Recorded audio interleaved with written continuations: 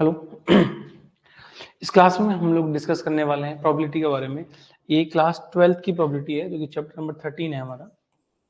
Chapter number 13 है और हम इस चैप्टर को बहुत ही डिटेल में डिस्कस करेंगे।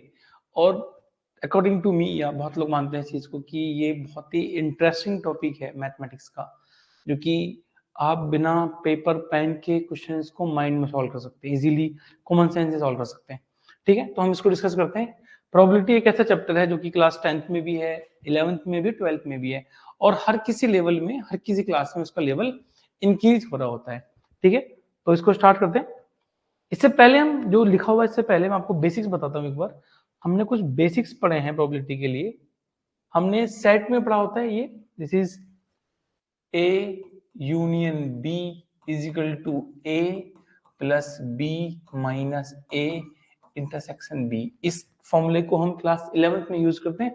हम यदि सबके साथ, इन सबके साथ हम p अटैच कर दें, this is probability of, this is A union B is equal to probability of A plus probability of B minus probability of A intersection B। अब हम यहाँ पे इंटरसेक्शन और यूनियन यूज नहीं करते हैं, दो टर्म्स बन जाते हैं हमारे साथ में। इसको बोलते हैं, जो टर्म हमें गिवन है इसको बोलते हैं हम और, मींस प्रोबेबिलिटी ऑफ A और B इज इक्वल टू, और का मतलब जनरली मैथ में ऐड करना ही होता है। ठीक है, this is probability of A plus probability of B minus probability of, this is A and B. ये समझना है हमें यहाँ पे। दिस इज और means union and means intersection. हम इन दोनों को इंटरचेंज कर सकते हैं। अब यदि इस टर्म को उठा के इक्वल साइन के इस तरफ लेके आएंगे तो ये टर्म इधर जाएगा।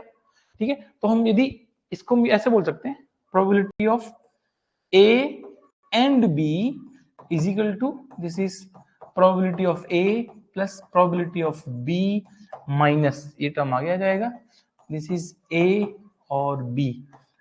दोनों फॉर्मूले हम यूज करेंगे और हमने ये 11th में पढ़े होते हैं फॉर्मूले। ठीक है, हम इन फॉर्मूलोज की बात करते हैं।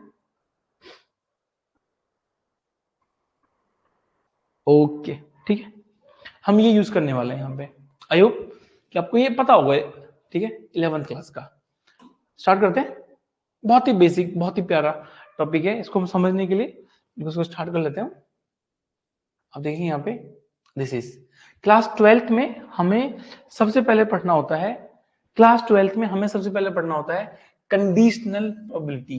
मींस कंडीशनल प्रोबेबिलिटी का मतलब होता है कि यदि हमारा कोई इवेंट है, उस इवेंट में से एक इवेंट हैपन हो चुका है, उस इवेंट में से कुछ और हैपन होना है, उसके बाद की प्रोबेबिलिटी बतानी होती है। ठीक है, इसका मतलब मैं आपके सामने यहाँ पे दो स्टेटमेंट लिखता हूँ। देखो, कंडीशन, यहाँ पे दो इवेंट्स हैं, एक minute. Consider the experiment of tossing 3 fair coins. 3 बार हम किसी एक कॉइन को टॉस करते हैं। एक कॉइन को टॉस करने में आपके पास में हेड और टेल आता है, लेकिन हम एक कॉइन को यदि 3 बार टॉस करेंगे, मींस ये देखो 3 बार टॉस करने में head head head head head tail head, इस तरीके से टोटल 8 केस बन के आएंगे हमारे पास। मींस इसको बोलते हैं हम सैंपल स्पेस। ये सैंपल स्पेस में टोटल 8 केस हैं, जो कि एक किसी कॉइन को टॉस करने में, 3 बार टॉस करने में ये केस बन के आएंगे। अब यहाँ पे आप देखेंगे कि अब हम ये मान लेते हैं लेट ई इवेंट। इवेंट के नाम लिखते हैं जनरली हम, जब इवेंट को शो करते हैं तो उसको हम इवेंट के नाम लिखते हैं। Let E be the event at least 2 heads. इन टोटल 8 में से इसको एस को बोलते हैं sample space. This S is called sample space. ठीक है, ये जो सैंपल स्पेस हमारे पास है, इनमें से कितने इवेंट्स हैं, ऐसे कितने केसेस हैं जहां पे एटलीस्ट 2 हेड्स अपीयर होते हैं, जहां पे 2 हेड एक साथ अपीयर होते हैं। इसका मतलब आप देखेंगे 1 1 1 3 हेड है, तो ये केस माना जाएगा एटलीस्ट 2। ये केस भी कंसीडर होगा, ये केस कंसीडर होगा, ये केस कंसीडर होगा, ये केसेस कंसीडर नहीं होंगे। इसका मतलब टोटल 4 केस ऐसे हैं जहां पे आपके लिए दो या दो से ज्यादा हेड्स आते हैं। मींस टोटल 4 केस ऐसे हैं जहां पे एटलीस्ट 2 हेड्स अपीयर होते हैं। ठीक है, आगे चलते हैं। देखो एक इवेंट और मान लेते हैं हम, एक इवेंट है एफ। एफ वो इवेंट है जहां पे first case should be tail. ये वो इवेंट है जहां पे हम ये मानते हैं कि जो कॉइन है वो टेल शो करना चाहिए, जो फर्स्ट केस है वो टेल शो करना चाहिए। इसका मतलब देखो, अब हम इस सैंपल स्पेस में से उन इवेंट्स को, उन ऑकरेंस को कंसीडर करेंगे जहां पे फर्स्ट केस में टेल आता है। अब देखो इसमें टेल नहीं है, यहाँ टेल नहीं है, एक केस ये टेल है, ये भी नहीं है, टेल टेल टेल। देखो टोटल 4 केस हैं इवेंट एफ के लिए, 4 केस हैं जो फेवरेबल हैं। इवेंट ई के लिए 4 केस हैं जो फेवरेबल हैं, ठीक है। This is 4 case. नाउ यदि मैं हमसे पूछूं कि दिस इज पी ऑफ ई क्या होगा, पी ऑफ ई क्या होगा, सैंपल स्पेस में से कितने कितने एलिमेंट्स हैं या कितने केस हैं जो फेवर करते हैं, 4 करते हैं। टोटल इवेंट्स, टोटल एलिमेंट्स 8 हैं, तो हम बोलेंगे 4/8 is equal to 1/2. The probability of occurring event E is 1/2, means at least 2 head आने चाहिए। नाउ हमें P of F निकालना है। P of F निकालने के लिए कितने केस हैं जो F को फेवर करते हैं, कितने केस हैं, 4 केस है। टोटल केस कितने से, 8 case. This is 4/8 means 1/2. Again this is P of F is equal to 1/2, P of E is equal to 1/2. दो केस अलग अलग केस हैं, दोनों की probability 1/2 1/2। Now the game begins. अब हम ये सीखेंगे कि ये क्या, इसका क्या मतलब होता है, कंडीशन का क्या मतलब होता है। ये दोनों तो ऐसे केस हैं यहाँ पे सिंपल है, ठीक है। देखो अब कंडीशन लिखते कैसे हैं। Now this is statement number 1, this is statement number 1, let E be the event at least 2 heads and this is the main check। ये चेक करने का तरीका है। एंड लिखा हुआ है and F be the event first coin shows tail। ऐसे event बताने हैं जहां पे फर्स्ट केस टेल आए और and and and 2 head appears हों।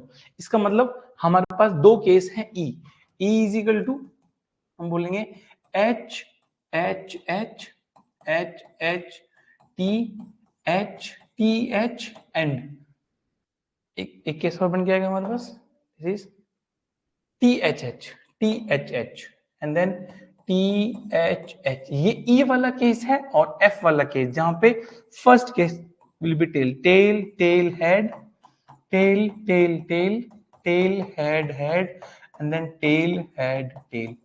ये 4 केस हैं जहां पे फर्स्ट केस टेल है। आपसे पूछा गया ऐसा इवेंट बताना है जिसमें एटलीस्ट 2 हेड्स हैं और हिंदी में उसको और बोलते हैं लेकिन इंग्लिश में and it will start from tail. हम दोनों केस को मिक्स कर रहे हैं, मींस हम इन दोनों केस का इंटरसेक्शन करेंगे। This is E intersection F. ये समझना है हमें, हमें इन दोनों में कॉमन इवेंट चेक करना है, कॉमन केस चेक करना है। एक ऐसा केस जो स्टार्टिंग करे, जिसकी स्टार्टिंग हो टेल से, जिसकी स्टार्टिंग हो टेल से और साथ में 2 हेड और हैं। हम चेक करेंगे कितने केस बन के आ रहे हैं इसमें से। अब देखो क्या ये टेल से स्टार्ट हो रहा है, नो, तो ये फेवरेबल केस नहीं है इन दोनों के इंटरसेक्शन के लिए, ठीक है। ये भी नहीं है, ये फेवरेबल, ये फेवरेबल है टी हेड हेड। क्या इसमें टी हेड हेड है, हाँ ये टी हेड हेड है। इन दोनों का मतलब इन दोनों का कॉमन एक केस है T head head. This is common case for event E and event F, ठीक है। अब आपसे पूछा जाएगा find the probability of this, तो आप बोलेंगे ठीक है, this is E intersection F is equal to, this is number या n of e intersection f upon total sample space, this is the value 1/8। the answer is 1/8 if we consider and this is also not the conditional probability।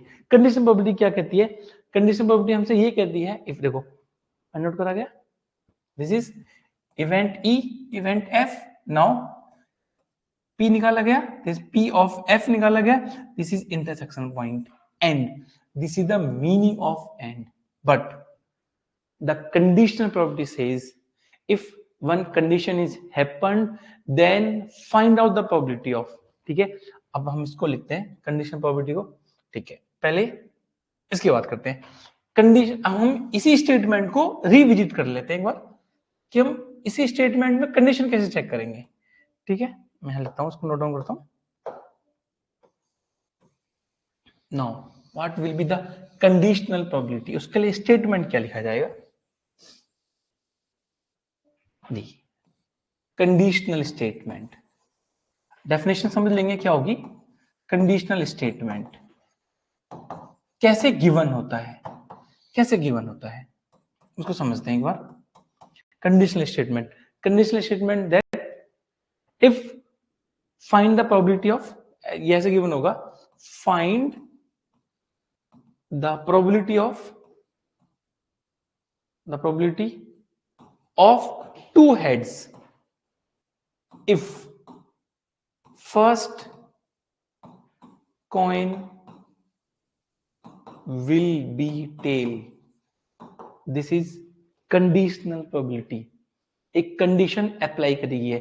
जो ऊपर एक case लिखा गया है वो केवल intersection है, उन दोनों केस में से ये पता करना था कि कॉमन क्या है। लेकिन here read it, find the probability of two heads, दो हेड आने की probability if first coin will be tail and this is the condition।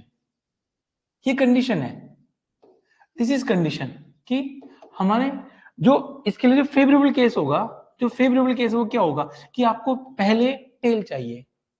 The first condition is tail, यदि पहले कंडीशन में टेल है, टेल के बाद आपको दो हेड चाहिए। Now our sample space will reduce, जो आपका जो सैंपल स्पेस है, जो सैंपल स्पेस हम जो मानते हैं, जो एस मानते हैं, उस सैंपल स्पेस को हम कम करेंगे। सैंपल स्पेस विल रिड्यूस, कैसे रिड्यूस कर रहे हैं उसको ये चेक कर लेते हैं। देखो here this is sample space, ये जो गिवन सैंपल स्पेस है ये सैंपल स्पेस है। हम पहले कंडीशन चेक करेंगे। कंडीशन ये है कि find the probability of two heads if first tail will there, first tail, देखो दिस इज फर्स्ट हेड आ गया, this is not in our case, ये केस ही हट गया यहां से, दिस रिड्यूस, ये केस माना ही नहीं जाएगा।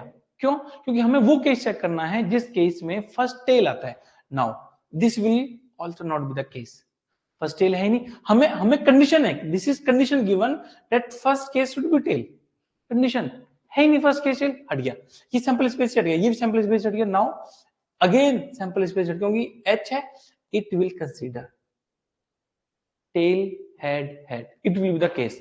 सैंपल स्पेस में इसको मानेंगे, ये नहीं है। देखो टेल कंसीडर करेंगे, tail consider, again tail consider. Now this is your sample space, F is your sample space. हम अब एफ में चेक करेंगे कि कितने इवेंट्स हैं जो हमारी सेकंड कंडीशन को फॉलो करते हैं। Second condition means if tail is there, देखो आप फर्स्ट केस चेक कर लो, tail tail tail and then tail, condition हो गई, इसको कहते हैं कंडीशनल प्रोबेबिलिटी। नाउ यदि एक फर्स्ट टेल है, दो हेड आने की प्रोबेबिलिटी, देखो कितने हमारे केस को फेवर करते हैं, one event, this is this favour.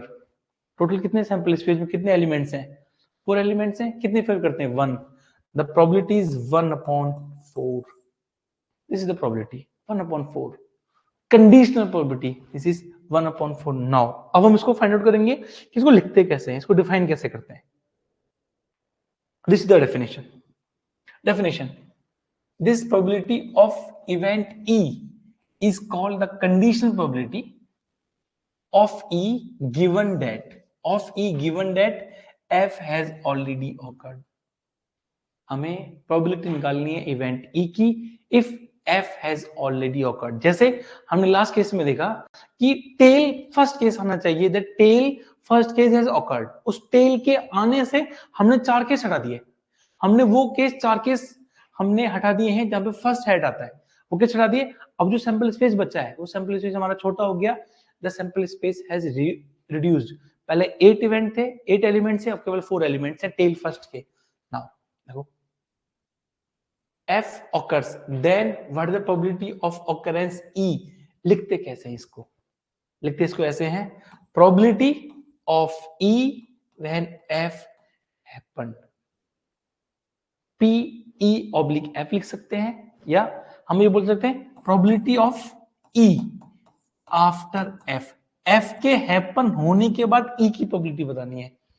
This has awkward, कहीं कहीं पे इसको A/B भी लिखा होता है, ठीक है। देखो इसको A/B और B/A में इसको हम ऐसे भी लिखते हैं, the probability of A after B/A। First case में क्या है, पहले ये ऑकर हो चुका है, इसके बाद बी की प्रोबेबिलिटी चेक कर रहे हैं। ए की, यहाँ पे ए ऑकर हो चुका है, ए होने के बाद हम बी की प्रोबेबिलिटी चेक करेंगे। देखो अब इस केस में आ जाओ एक बार, ये केस लिखा हुआ है, जो एफ केस था, एफ केस वो केस है जहां पे फर्स्ट टेल आता है। देखो first tail, first tail, first tail, first tail, all tail, लेकिन बाद में कुछ भी हो कोई दिक्कत नहीं है। अब हमने अपना सैंपल स्पेस छोटा कर दिया, sample space has reduced now. अब इन सब में वो केस जहां पे टू हेड्स आते हैं, एटलीस्ट टू हेड आते हैं। देखो क्या है, at least two heads, and this is at least two heads, इन दोनों का इंटरसेक्शन। इसको हम क्या लिखेंगे, देखो the probability of E given that event has occurred 1/4, directly बोल सकते हैं 1/4। ये समझ आया, ठीक है, ओके आगे चलते हैं। देखो दिस इज कैसे लिखा जाएगा, लिखने का तरीका देखो, PE/F, ये ऑकर्ड हो चुका है, F के बाद E चेक करेंगे, F के बाद हम E चेक करेंगे। दिस इज, मैं आपसे बोलूं कि A की प्रोबेबिलिटी बतानी है, यदि A ऑकर्ड हो चुका है, A has awkward, B find out करना है, हम लिखेंगे इसको B/A, B/A, B has happened, A बताना है, इसका मतलब the probability of A and B has happened. और हम इसको ऐसे बोल सकते हैं B/A, A after B, A after B, A after B, B happen हो चुका है, उसके बाद A बताना है आपको, ऐसे भी लिख सकते हैं। देखो हम क्या लिखेंगे, this is E and F का intersection, intersection number of elementary events, number of elementary events which favoured E intersection F, जहां पे E इंटरसेक्शन F को फेवर करते हैं, अपॉन में number of elements in F, now the sample space has reduced to F, ठीक है, ये हो गया। अब हम इसको डिवाइड करेंगे, हमें फॉर्मूला बनाना है, फॉर्मूला बनाने के लिए हमने क्या करा, देखो अब हम इसको डिवाइड करेंगे, हम इसको डिवाइड करेंगे n ऑफ s से, हम इसको डिवाइड करेंगे n ऑफ s से। देखो ये डिवाइड करा गया है, number of elements in E intersection F, this is E intersection F divide by n of s upon n of s upon n of s। ये डिवाइड करने का बेनिफिट क्या हुआ, हम इसको P की फॉर्म में लिख सकते हैं, कैसे देखो, this is probability of E intersection F and the denominator term is probability of F। अब हमें एक फॉर्मूला याद करना है, हमें एक फॉर्मूला याद करना है, हाउ, कैसे लिखते हैं इसको, हम लिखेंगे E when F happened, probability of E intersection F upon probability of F, जो नीचे है, जो डिनोमिनेटर में है, उसकी प्रोबेबिलिटी। इसको उल्टा लिखिए एक बार, इसको ऐसे लिखिए, this is F E happened, बोलेंगे intersection of E and F upon probability of E, ऐसे लिख सकते हैं। A और B की फॉर्म में भी आ सकता है ऐसे, यदि ऐसे लिखा जाए, दिस इज A/B, इसका मतलब B हैज ऑकर्ड, B के बाद में A की प्रोबेबिलिटी बतानी है, हम बोलेंगे यहाँ पे probability of A intersection B upon probability of B, ऐसे लिख सकते हैं। ABCD जो मन में है वो क्वेश्चन में हो सकता है, हम इसको कैसे सॉल्व करेंगे। ओके गॉट इट, समझ में आया ना, ठीक है आगे चलते हैं। देखो दिस इज डेफिनेशन है हमारे पास में, सेकंड डेफिनेशन देखो, हम इसको इस तरह से लिखते हैं, बस एक कंडीशन पता होनी चाहिए यहाँ पे, कंडीशन ये कि the probability of F can not be zero, denominator zero नहीं होना चाहिए, ठीक है। कुछ इसके आपके पास में प्रॉपर्टीज है, प्रॉपर्टी नंबर 1, यदि हम इसको सैंपल स्पेस मान लिया, तो बोला प्रोबेबिलिटी ऑफ F/F क्या होगा, F की कंडीशन ऑकर्ड होने के बाद, F की कंडीशन ऑकर्ड होने के बाद क्या कंडीशन होगी, ये बताना है आपको। अब देखो इन दोनों का इंटरसेक्शन आप करोगे, आप बोलोगे intersection of F oblique F, this is F, ये क्या बनेगा, ये बनेगा probability of F upon this is probability of F, करके वैल्यू 1 आ जाएगी, इट विल बी 1। ठीक है, ये कर सकते हैं।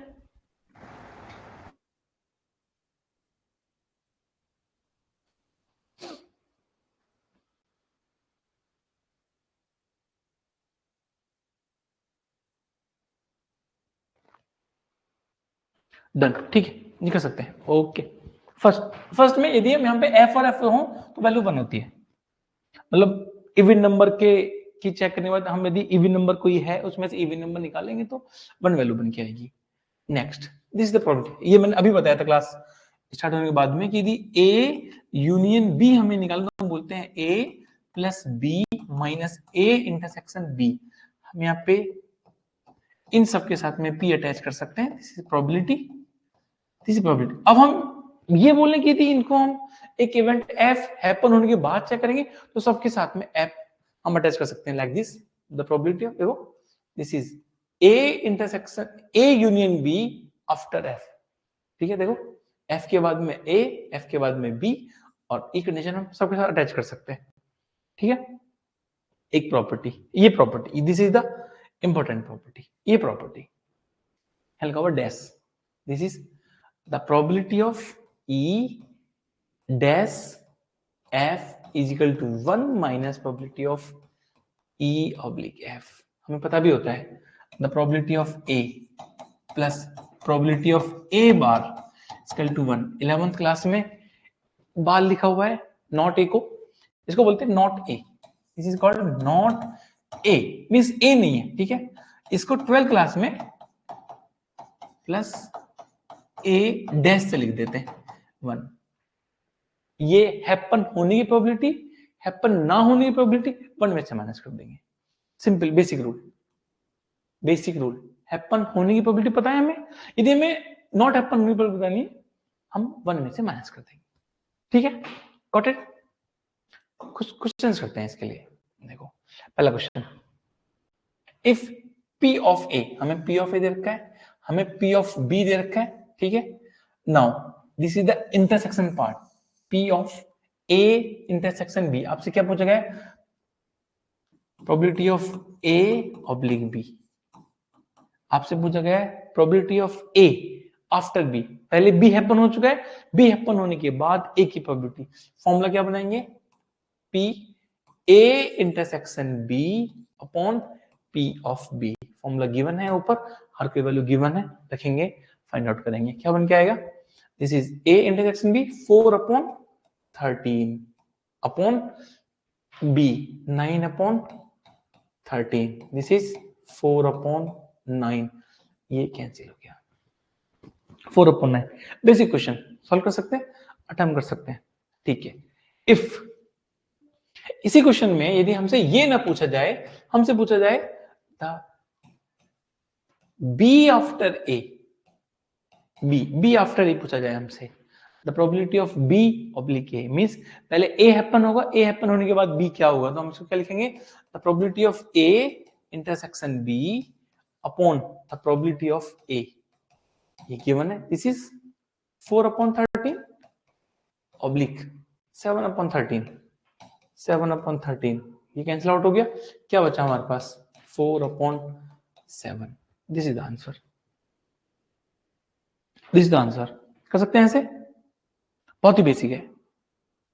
ठीक है, ओके आगे चलते हैं। Question, if family has 2 children, family के पास 2 चिल्ड्रन है, 2 चिल्ड्रन है, कितने केस बनेंगे, 2 चिल्ड्रन 4 केस बनेंगे, 2 चिल्ड्रन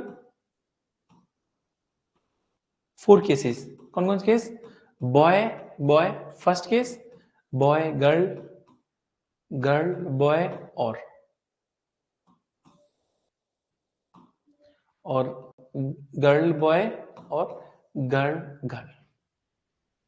नाउ पहला डाउट तो बच्चों को ये आता है कि ये जो 2 केस है दोनों सेम है ना, एक बॉय है एक गर्ल है, एक गर्ल है, एक बॉय, दो बहन भाई हैं, हम इसको दो केस क्यों माने? बेसिक क्वेश्चन और बेसिक डाउट आना भी चाहिए। हाँ जी, हम इसको दो केस क्यों माने? है तो एक ही केस ये, नहीं, दो अलग अलग केस है। नाउ ये भी तो कंडीशन हो सकती है कि the boy is first child and the girl is second child. Here the girl is first child and the boy is second child, इसलिए दो केस है। ठीक है, 4 केस है, टोटल 4 केस है। Now but the probability that both are children are boys, दोनों के बच्चे बॉयज हैं, given that at least one of them is boy, at least one of them is boy. पहली बात तो ये कि यदि हमसे सिर्फ ये पूछा जाता what is the probability of both boys, हम बोलते बोथ बॉयज की प्रोबेबिलिटी जी, क्या बोलते हैं इसको? टोटल केस कितने?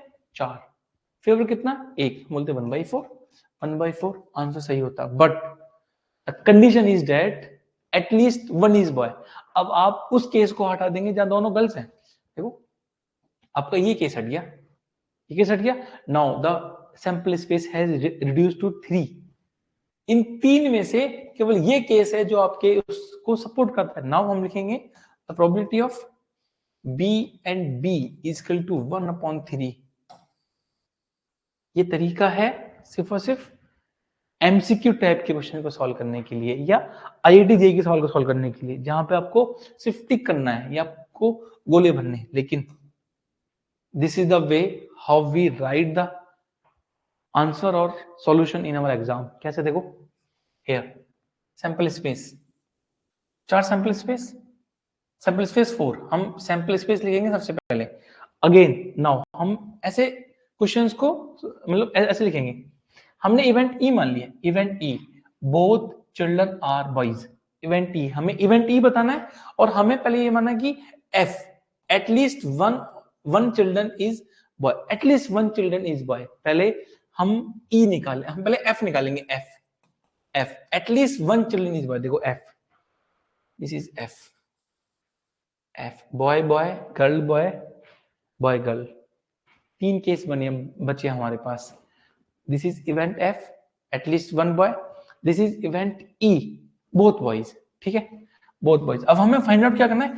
हमें फाइंड आउट करना है ये the probability of E oblique F, F के बाद में एटलीस्ट वन बॉय के बाद में 2 बॉयज चाहिए, ये प्रोबेबिलिटी है।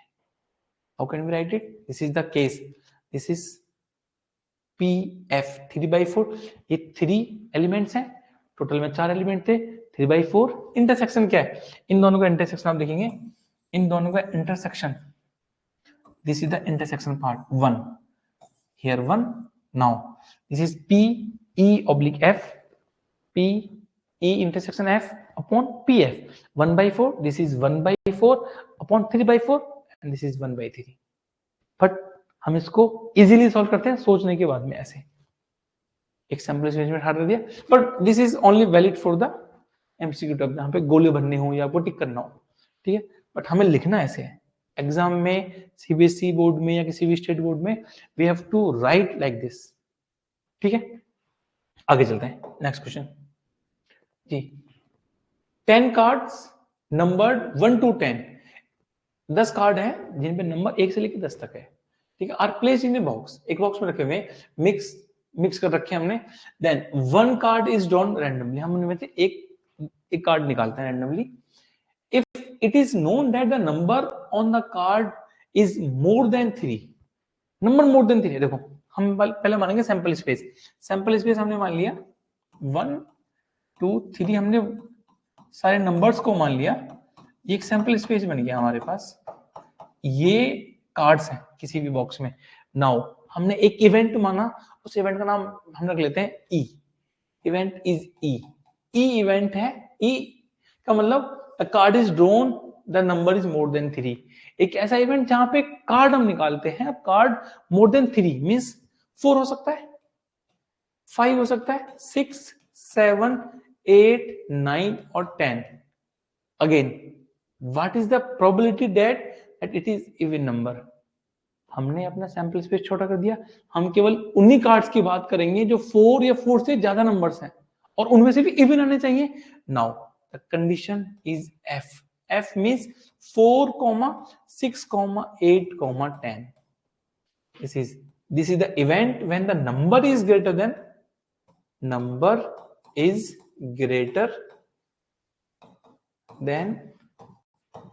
3. ये वो इवेंट है, और ये वो इवेंट है इवन नंबर ग्रेटर देन 3. अब लिखेंगे इसको, हम बोलेंगे probability of f when e has happened. The probability of f when e has happened, इसको लिखेंगे probability of e intersection f upon this is probability of e. देखो क्या लिखा जाएगा यहाँ पे, ये this is e intersection f. इन दोनों में कितने इंटरसेक्शन है? 4 पार्ट्स हैं. 4 पार्ट्स 1 2 3 4, सॉरी कितने एलिमेंट्स यहाँ पे? This is 1 2 3 4. ठीक है, ये 4, this is 4 upon, this is total कितने थे? 10. 4 upon 10 upon probability of e 1 2 3 4 5 6 7, 7 upon 10. This is cancel out, this is 4 upon 7. We can write like this 4 upon 7. ठीक है, दिस इज द केस, ऐसे लिखा जाएगा. अच्छा, इन्होंने बुक में ए और बी माना गया, कोई दिक्कत नहीं है. ए इवेंट माना गया जिसमें number is greater than 3. A event को माना है. अच्छा, बी को माना है B is number greater than 3 and, और इनमें से ए हमने ये माना है कि कितने केस हैं. ए एक इवेंट मान लिया हमने, यहाँ पे इवन नंबर्स आते हैं, दोनों का इंटरसेक्शन करा गया. इंटरसेक्शन करने के बाद this is intersection part, this is intersection, this is probability of B. इस तरीके से हम कंसीडर करते हैं. ठीक है, ओके, आगे चलते हैं. This is okay. Question number 4, example 4. In a school there are 1000 students. एक स्कूल में यहाँ पे ऐसे बनाते हैं, स्कूल में जो स्टूडेंट्स हैं वो 1000 हैं, 1000 बच्चे हैं. Out of which 430 are girls. इनमें से 430 गर्ल्स हैं. 430 students are girls, remaining are boys, means 570 are boys. ठीक है, now it is known that out of 430 10% girls are study in 12th class. 430 में से 10% गर्ल्स हैं जो 12th में स्टडी करती है. मींस इसका 10% निकालेंगे, 10% कितना आएगा इसका? 43 आएगा. Means 43 girls in 12th class. 43 girls हैं जो 12th क्लास में पढ़ती हैं. Now the question, what is the probability that a student chosen randomly studies in 12th class given that the chosen student is a girl. Condition क्या है? Condition ये है कि हम 12th क्लास के एक किसी बच्चे को चूज करते हैं, वो भी गर्ल होनी चाहिए. ठीक है, नाउ टोटल गर्ल्स कितनी है? टोटल गर्ल्स 430 में से कितनी गर्ल्स हैं जो 12th में पढ़ती हैं? कितनी? 30. तो हम इसको बिना सॉल्व करे ये बोल सकते हैं द आंसर इज, हमें एक गर्ल चाहिए, हमें एक चाहिए गर्ल ऑफ 12th क्लास. ठीक है, means total girls in 12th class 43 और total girls 430, means 43 upon 430, then the answer is 1 upon 10. बिना सॉल्व करे हमने सैंपल, इस पूरे क्वेश्चन में बॉयज की तो बात ही नहीं है, तो बॉयज को तो हमने हटा दिया, ऑलरेडी हटा दिया. मींस 43 गर्ल्स 12th में पढ़ती हैं, 430 में हमने इसको निकालना है, तो 43 upon 430. This is 1 by 10. Answer will be 1 by 10. But we have to find out like the NCERT solution. Like this. देखो, this is the probability of F. F का मतलब हम मान लेते हैं यहाँ पे F. E denotes the element of a student chosen event in class 12th. हमने E माना है, event E हमने माना. इवेंट ई है जहां पे हमने क्वेश्चन चूज करा है जो 12th क्लास में पढ़ता है. उस 12th में से भी हम ये बोलेंगे event F such that it is a girl. Event F E girl है. देखो, इवेंट एफ गर्ल है और इवेंट ई हमारे पास में 12th की गर्ल है. ठीक है, देखो दिस इज 430 अपॉन 1000. ठीक है, इसको हटा देते हैं, इसको मानेंगे हम. और दिस इज 430 एंड देन एक गर्ल है, वो भी 12th की गर्ल है, इंटरसेक्शन हो गया. This is 43 upon 1000. हम यहाँ लिखेंगे इसको, इसको हटाता हूँ यहाँ से, दिस इज 43/1000 अपॉन लिखा जाएगा 430/1000, ठीक है, ये कट गया, वैल्यू बनी 43/430 equal to 1/10। This is the answer here, this is the answer 0.1, इस तरीके से, ठीक है, ऐसे कर सकते हैं। नेक्स्ट क्वेश्चन देखते हैं जी। Next question, a dice is thrown 3 times, हम एक डाइस को 3 बार थ्रो करते हैं, कितने फेवरेबल केस बनेंगे? जब हम डाइस को 1 टाइम थ्रो करते हैं 6 केस बनते हैं, हम 2 टाइम्स हम इसको चेक करते हैं तो 2 टाइम्स के लिए 6 × 6 बनते हैं, 3 टाइम्स के लिए कितने बनेंगे? 6 × 6 × 6 मींस 216 बनेंगे, 36 बनेंगे, 6 बनेंगे। किसी डाइस को थ्रो करते हैं एक बार में 6 केस, 2 बार में 36, 3 बार में 216, 216 केस बनेंगे। Now question, event A and B define such as, आपको इवेंट ए और बी दे रखे हैं। इवेंट ए दे रखा है 4 ऑन थर्ड थ्रो, 4 आना चाहिए थर्ड थ्रो के ऊपर, ठीक है। देखो ऐसे मान लेते हैं ए इवेंट के लिए सैंपल स्पेस बनाएंगे तो हमें पता है कि 4 आना चाहिए थर्ड स्पेस पे, थर्ड थ्रो पे, मींस जैसे डैश डैश 4 आना चाहिए। यहाँ पे फर्स्ट में कुछ भी आ जाए 4 आना चाहिए, इसका मतलब स्टार्टिंग में 2 पे कुछ भी आ जाए, लास्ट पे 4 आना चाहिए। कितने केस बनेंगे? टोटल बनेंगे 36 केस, ऐसे बन सकते हैं। इवेंट ए के लिए दिस इज 1, 1, 4, 1, 2, 4, 1, 3, 4 एंड 1, 5, 4, ऐसे केस बनेंगे। हमारा 4 फिक्स हो गया, बट स्टार्टिंग के 1 and 2 first throw second throw change हो सकती है, 1, 1 से लेके 6, 6 तक जाएगी, लास्ट में 4 ऐड कर देंगे, ये बनेंगे event 4। Now come to the event B, 6 on first and 5th on second throw. Okay, now event B हमें दे रखा है कि 6 ऑन फर्स्ट थ्रो, 6 फिक्स हो गया, एंड सेकंड थ्रो पे कितना आना चाहिए? 5 आना चाहिए, second throw will be 5। Now third throw कुछ भी हो सकता है, 1 हो सकता है, 2 हो सकता है, 3 हो सकता है, लिख लेते हैं 1 first, 6, 5 2, 6, 5 3, 6, 5 4, 6, 5 5 and then 6, 5 6। This is the case event B. ये इवेंट बी हो गया, ये इवेंट ए हो गया। नाउ क्वेश्चन पढ़ते हैं, find the probability of A given that B has happened या बी हैज ऑलरेडी ऑकर्ड। लिखने का तरीका पहले देखेंगे, the probability of A when B has occurred, इसका मतलब the probability of A intersection B upon the probability of B. This is our answer. कैसे निकालेंगे? इन दोनों में कितने केस हैं जो कॉमन आएंगे वो चेक करेंगे। कैसे चेक करेंगे? देखो, इन दोनों के लिए लास्ट में 4 है, इन सब में केवल लास्ट में 4 है। This is the common case, only common case means हम लिखेंगे यहां पे, देखो here all elements of A, देखो all elements of B, but इन दोनों का इंटरसेक्शन 6, 5, 4, केवल एक इंटरसेक्शन, जहां पे फर्स्ट थ्रो में 6 आएगा, सेकंड थ्रो में 5 आएगा और लास्ट थ्रो में 4 आएगा। This is probability of B, क्योंकि हमें निकालना क्या है? हमें निकालना है P A oblique B, means P A intersection B upon probability of B. देखो बी के लिए टोटल कितने केस थे?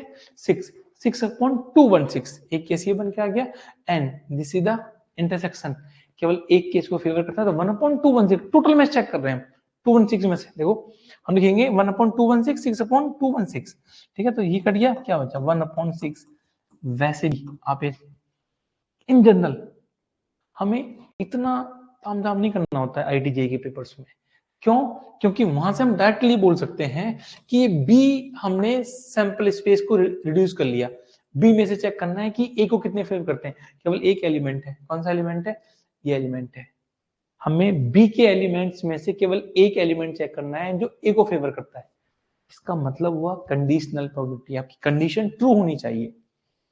टोटल बी में कितने बने? 6 एलिमेंट, 6 एक फेवर करता है 1/6, डायरेक्टली आंसर 1/6 ऐसे कर सकते हैं। समझ में आया इतना? ओके, आगे चलते हैं जी। Okay, a dice is thrown twice, एक डाइस को हम 2 बार थ्रो करते हैं, and the sum of numbers appeared is to be 6। हम केवल उन्हीं केस को कंसीडर करेंगे जिन केस में नंबर का सम 6 आएगा। और कितने बार थ्रो कर रहे हैं? 2 बार। टोटल केस कितने बनेंगे? Total cases 6 into 6 is equal to 36 case बनेंगे total 36 case. What is the conditional probability? Okay, नहीं, टोटल केस 36 है, बट वो केस चेक करने हैं जहां पे 6 सम आता है। 6 सम आने का मतलब केस निकाल लेते हैं, इवेंट ए बना लेते हैं। Event A, sum of 6 means 1,5 पहला इवेंट बन गया, ठीक है, और 2,4 बन के आएगा, अगेन 2,4 बाद 3,3 अगेन 4,2 एंड देन 5,1। ये टोटल 6 केस बन के आए हमारे पास में, जहां पे सम 6 कितने 1 2 3 4 5 केस है। ये एन ऑफ ए 5 केस है जहां पे सम 6 बन के आता है। 5 केस फेवर करते हैं हमें, ठीक है। Now okay, what is the conditional probability that the number 4 has appeared at least once? at least once 4 appear हो, at least once 4 appear होने का मतलब है कि B हमें बताना है कि at least once 4 आना चाहिए। 4 आने का मतलब कितने केस बन के आएंगे हमारे पास? केस चेक कर लेते हैं। देखो, एटलीस्ट 4 का मतलब है कि एक केस बन के आएगा हमारे पास 1,4 बन के आएगा एटलीस्ट 4 में, एक 2,4 बन के आएगा, एक 2,4 बन के आएगा, एक 3,4 बन के आएगा, एक 4 के एलिमेंट 4,1 बनेगा, 4,2 बनेगा एटलीस्ट 1 में, ठीक है।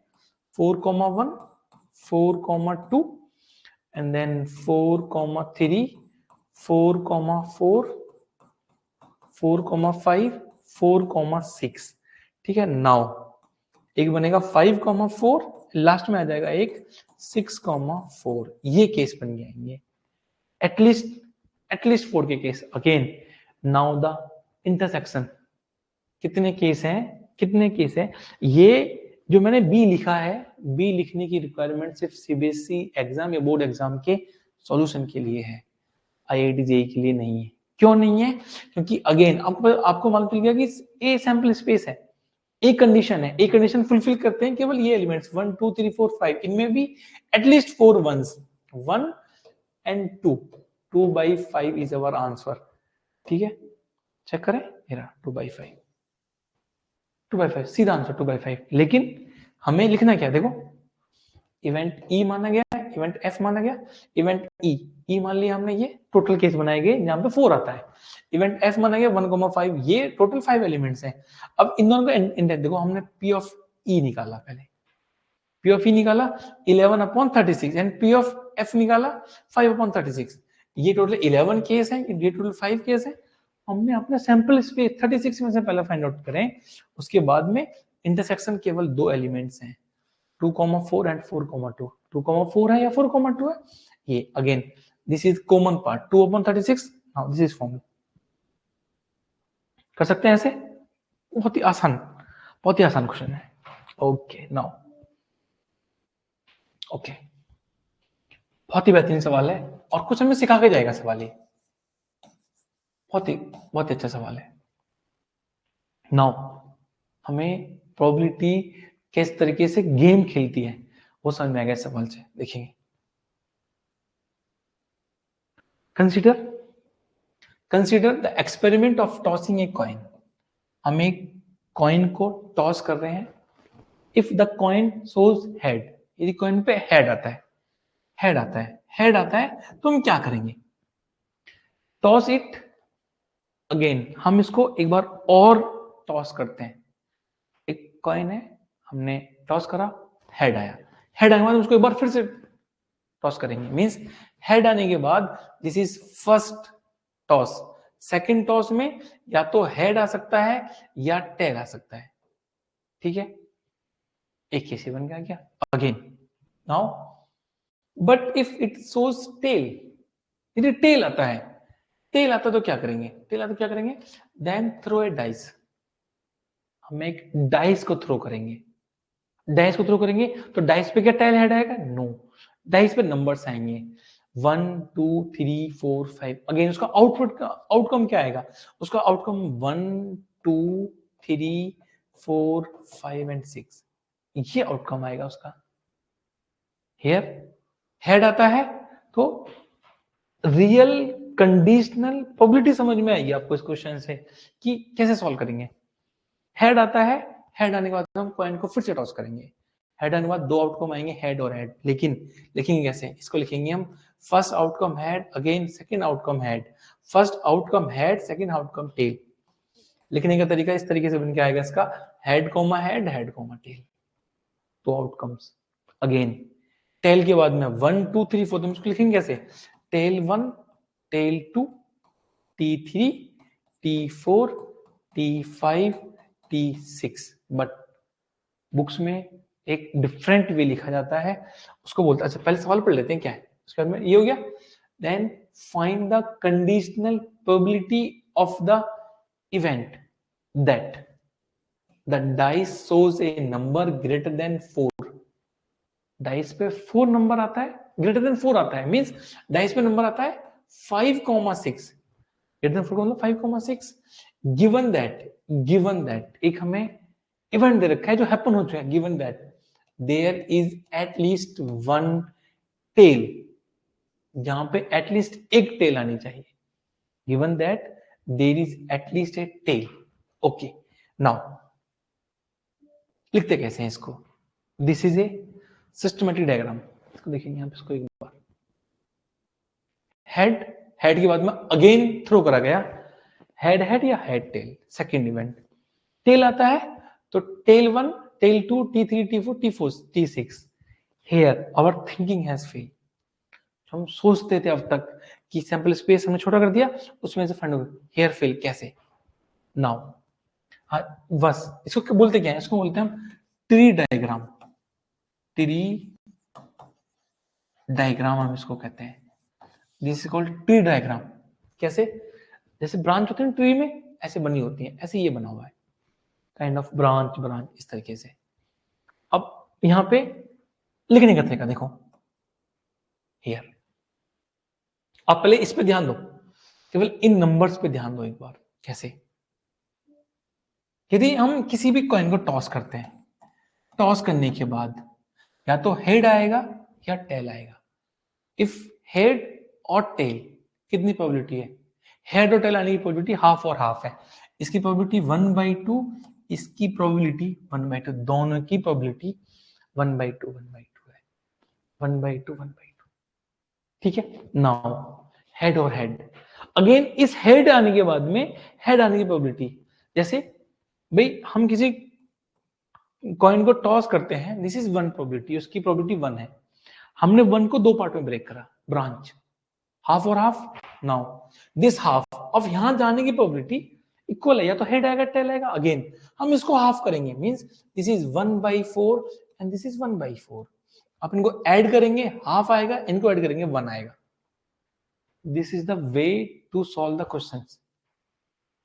अब इन दोनों को ऐड करेंगे हाफ, ये हाफ आ गया, आप इन दोनों ऐड करेंगे 1 आएगा, मींस जो हम आगे ब्रांच लेके जा रहे हैं आपकी ब्रांच तो बढ़ रही है, जैसे भाई यदि यहाँ पे ये हाफ है तो ये हाफ नंबर आगे जाके डिस्ट्रीब्यूट होगा, ऐसे ही ये हाफ नंबर टेल पे है, अब इस हाफ नंबर टेल पे जब इनमें डिस्ट्रीब्यूट करेंगे तो हाफ 1/4 डिस्ट्रीब्यूट नहीं करेंगे, हम इस हाफ को इन 6 इक्वल पार्ट्स में डिवाइड करेंगे, मींस हाफ को हम बोलेंगे, हाफ को हम 6 इक्वल पार्ट्स में डिवाइड करेंगे, 6 इक्वल पार्ट्स, तो हम इसको ऐसे बोलेंगे यहाँ पे 6 parts is equal to 1/2 and 1 part is equal to 1/2 into 6 means 1/12। now देखो इन सब की आने की प्रोबेबिलिटी 1/12 1/12 1/12 सब 1/2, अब इन सबको ऐड करोगे ना 1/2 आ जाएगा, देखो हियर, यहां समझो आप इसको एक बार, this is 1/2 1/2 1/4 1/4 1/12 1/12 all are 1/12। Now condition, question पे आते हैं, बैक टू द क्वेश्चन। क्या करना था हमें निकालना था find the probability of the dice that so greater number 4 से पहले सैंपल स्पेस बनाते हैं। सैंपल स्पेस कितना देखो, h टी और टी से लेके t1 से लेके t6 तक टोटल कितने हैं एलिमेंट्स, 1 2 3 4 5 6 7 8 एलिमेंट्स हैं। ठीक है, अब हमें ये बताना है the probability of at least one tail, एक टेल के बाद देखो हमें बताना है एक टेल के बाद में t5 t6। ठीक है, here the probability this here देखो इवेंट f टोटल। ठीक है, ये वो इवेंट है जहां पे वन टेल आ रहा है, वन टेल देखो h t t1 t2 t3 t4 t5 t6 एक प्रोबेबिलिटी। आप बोलेंगे ठीक है 7 एलिमेंट्स है, इन 7 एलिमेंट्स में से कितने एलिमेंट चाहिए, 2 एलिमेंट चाहिए t5 t6, क्योंकि हमें वो नंबर चाहिए जो ग्रेटर देन 5 होना चाहिए। तो इसका मतलब हम बोल सकते हैं 2/7 आंसर होगा, बट द आंसर इज 2/9। ये गड़बड़ है। अब ये आया कैसे, now how this is happen, 2/7 क्यों नहीं आ रहा हमारा आंसर। हमें ये पता है कि हमने अपने सैंपल स्पेस को रिड्यूस कर लिया है, हमने h को हटा दिया।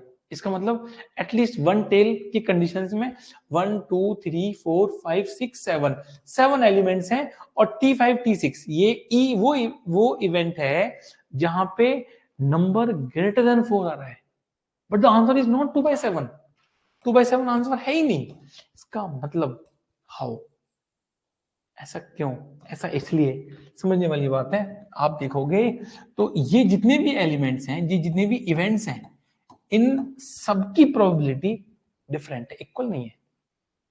ऐसा इसलिए हो रहा है क्योंकि हमने जितने केस अब तक पढ़े हैं, जितने एलिमेंट्स आते थे, सबकी ऑकरेंस की प्रोबेबिलिटी इक्वल होती थी। हियर h t की probability is not 1/12, this is 1/4। इसका वेटेज ज्यादा, आगे चैप्टर में और चीजें आएंगी। ठीक है, इसका वेटेज ज्यादा है, इसकी प्रोबेबिलिटी ज्यादा है। आप देखो 1/4, ये अकेला 1/4 है। आप इनको काउंट करोगे तो इन 3 को ऐड करने के बाद आप 1/4 पे आओगे, ये अकेला इन 3 के इक्वल है। इस वजह से 2/7 आंसर नहीं है हमारा। आंसर निकालेंगे कैसे, देखो now the question and how can we solve answer. But हमारी कंडीशन सही लिखी हुई है, जो कंडीशन है वो सही लिखी हुई। कंडीशन ये फर्स्ट सही है, सेकंड कंडीशन सही है। नाउ देखो हम निकालेंगे, हमें फॉर्मूला क्या बनाना है, हमें ये बताना है, हमें फाइंड आउट क्या करना है, हम इन दोनों की हेल्प से फाइंड आउट करना है the probability of E after F. F के हैपन होने के बाद ई की प्रोबेबिलिटी बतानी है आपको।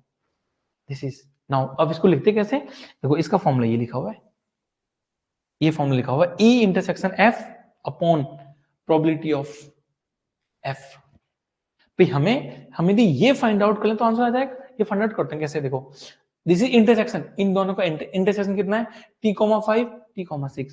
Now this will play the role, ये जो निकाला ना नंबर हमने, ये नंबर रोल प्ले करेगा कैसे, here the probability of F, p of f का मतलब 1 2 3 4 5 6 7।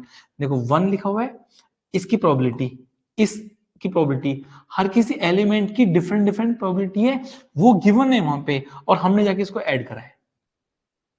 देखो the probability of h t, this is h t, this is 1/4, लिखा गया 1/4, plus the probability of t,1, this is t,1, कहां से निकाला गया, दिस इज t,1 1,12। हर किसी एलिमेंट की अलग अलग प्रोबेबिलिटीज को निकाला गया है, ऐड करा गया है। Now the answer is 3/4, answer नहीं mean the p of f is 3/4, 1/4 plus इन सबको ऐड करके ये वैल्यू आई, दोनों का इंटरसेक्शन t5 t6, दोनों का इंटरसेक्शन t5 t6, t5 की प्रोबेबिलिटी 3 से बन के आएगी 1/12 है ना, दिस इज ऐड करने के बाद में 1/6। नाउ दिस इज 1/6, ये f की प्रोबेबिलिटी है जब इवेंट f होगा, और ये प्रोबेबिलिटी है दोनों के इंटरसेक्शन की। ठीक है, नाउ हम इस फॉर्मूले में वैल्यू पुट करेंगे, देखो this is 1/6, this is 3/4, solve करेंगे 2/9, इस तरीके से आंसर बन के आएगा। This is the beauty of probability कि हमेशा इक्वल वेटेज की एलिमेंट्स नहीं है आपके पास। और ये हम आगे जाके पढ़ेंगे, रैंडम वेरिएबल बोलते हैं इनको। रैंडम वेरिएबल की प्रोबेबिलिटीज डिफाइन करी जाती है अलग अलग।